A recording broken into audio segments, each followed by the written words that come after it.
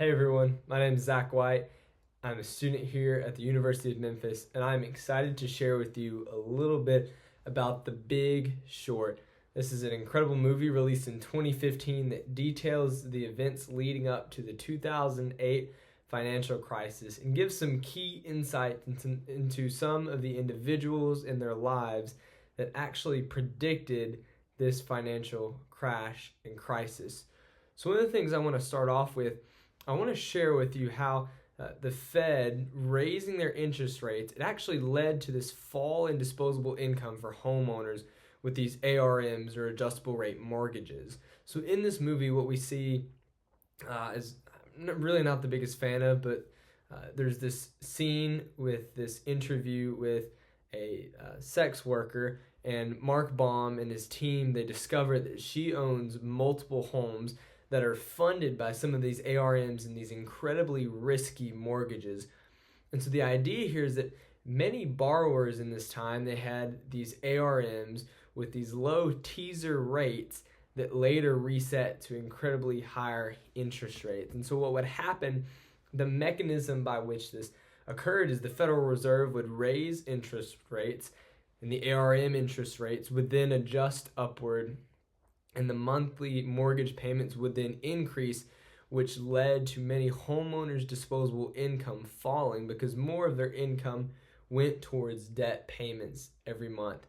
And in the movie, what we see is that borrowers don't even understand this risk that they take on.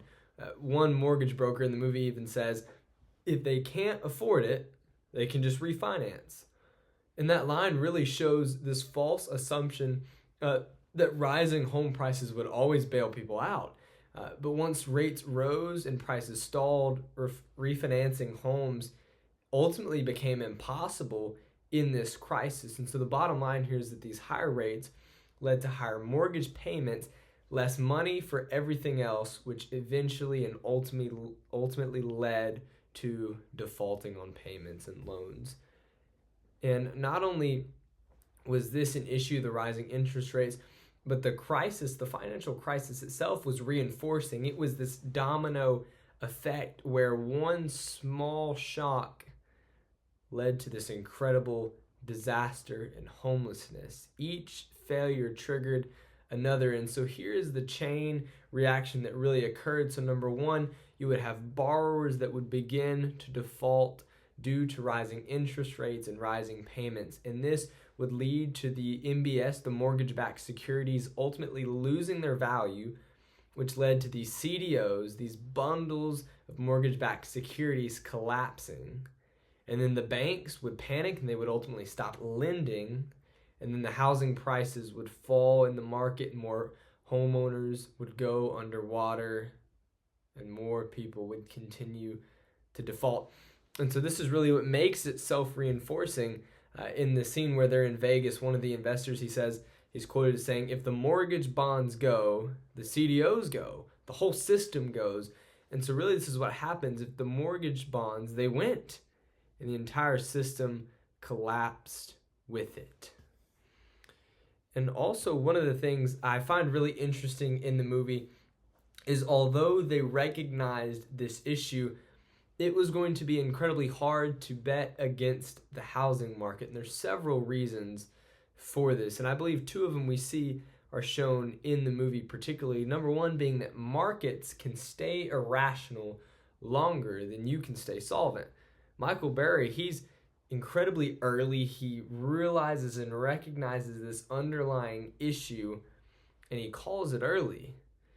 But what we see in the movie is that his firm suffers huge losses waiting for his gain to be realized. And so his investors, they panic while the housing market continues to rise. And even though Barry is right in the long run, he looks wrong for a long, long time. And so it made it incredibly hard for him to stay solvent because the market was continuing to climb, although he would be right in the long run.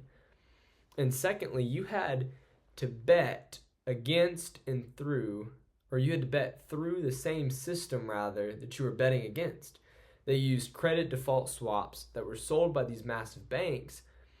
But here's the reality is that if the system collapsed, the banks themselves might not even be able to pay, because here's the irony we see in this movie. They're quoted as saying, if we're right, the banks are bankrupt.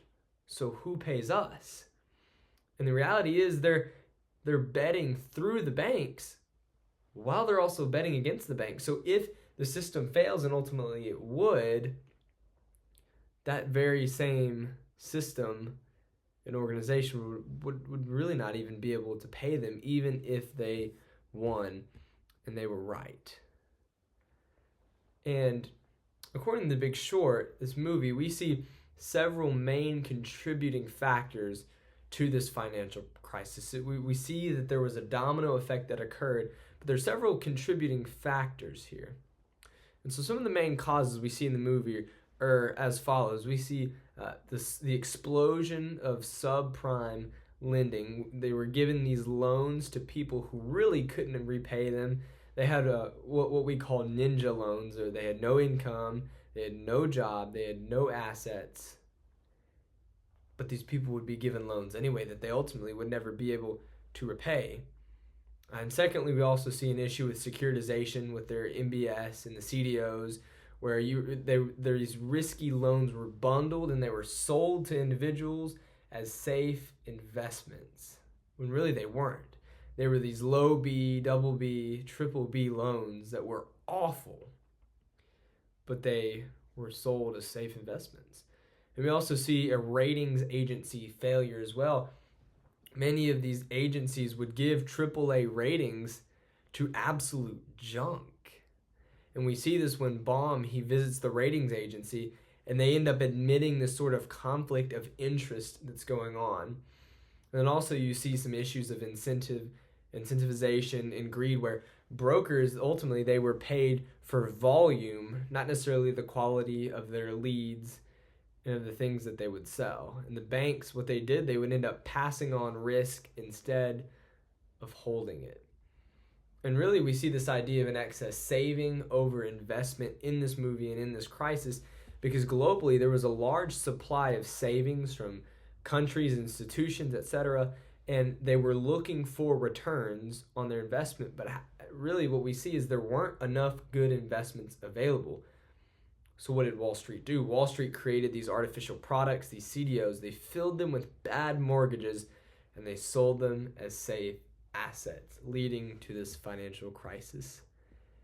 And really, I think we see some similarities and differences in our market today. And some of those similarities, we see rising home prices in the last few years. We see periods of low interest rates encountering borrowing, and then a continued use of these complex financial products and instruments that led to this downfall in 2008. But however, we see some differences here. We see stricter lending standards today. We see fewer subprime loans, more regulations on and against banks, and more borrower verification, which is a good thing. It shows they're learning from their mistakes. So the question is, hey, are we going to repeat this same mistake? And I would say that there is a good chance that we will see a housing market crash in our lifetime, but not necessarily in the same way, because we've learned from some of these issues. But the high interest rates today put a lot of pressure on homeowners, and affordability is becoming a huge issue in this market, where first-time home buyers can't afford to buy homes, can't afford to pay cash, they can hardly afford down payments, let alone rising interest rates and these incredibly difficult mortgages. And so the risk today, it's less about these toxic loans and more about the overvaluation of homes and the stress regarding affordability. Now, after the crisis in 2008, we saw the government step in a huge way to impose a lot of regulatory reform in this area. And we see this through the Dodd-Frank Wall Street reform and also the Consumer Protection Act. And so some of the key points from these acts and these regulations, where we see more bank oversight. There was a lot of stress testing for large banks. We see some consumer protection. This led to the creation of the Consumer Financial Protection Bureau in order to protect the people. We see the Volcker Rule, which limits puts limits and regulations on risky trading. The banks, they're restricted from speculative trading. We see derivatives regulation where there's more transparency in the CDS and other similar real estate markets. And we also see what I would call some too big to fall safeguards. And so there are plans in place legally for handling failing institutions and banks. And so really the question for us that remains is, do we think that this legislation, will these laws eliminate entirely the possibility of another financial crisis in the future? And I would say no, but it certainly helps. And here's why I say that. The reality is that financial systems are always evolving, and they're always going to continue to grow and expand and evolve. And what we see from that is we see new risks emerging in new forms. And the reality is, at the end of the day, human behavior, things like greed, herd mentality, these psychological issues don't change. They only grow and they continue and persevere through life. So we see these issues. And really this is the movie's core message. It's just as Mark Baum says, he says, truth is like poetry, and most people hate poetry. People ignore these uncomfortable truths. They hate the truth even when it's presented to them. If they don't like it, they don't accept it. And what we see is that even after a crisis, people begin to lose memory of those things. They begin to forget what caused those issues long ago. And so often history repeats itself. So The Big Short, it's not just about what happened. It's not just about the 2008 financial crisis, but really it's about a system where incentives, ignorance, and overconfidence are combined. And it shows the destruction that these things can cause at such a large scale. And the details may change, but the underlying risks of human behavior and financial complexity are still with us today as history continues to repeat itself. Thank you.